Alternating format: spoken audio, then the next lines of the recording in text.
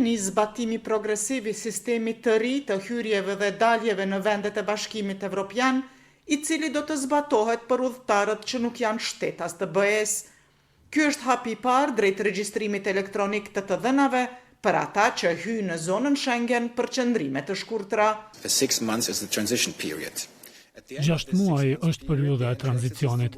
Në fund të kësaj periudhe 6 muajore, sistemi i hyrje-daljeve do të vendoset plotësisht në të gjitha pikat e kalimit kufitar dhe vulosja e pasaportave do të zëvendësohet me regjistrim elektronik në sistem. Periudha e tranzicionit nuk nënkupton që sistemi do të jetë aktiv në çdo pikë kufitare. Fillimisht ai do të aplikohet në mënyrë periodike për disa orë në disa pika të caktuara kalimi.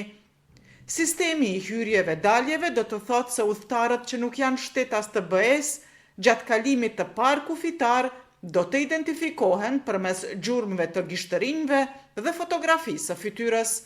Në hyrjet e mëvonshme do të kërkohet vetëm një verifikim i shpejt, pasi të dhënat e udhëtarit tashmë do të jenë të regjistruara në sistem.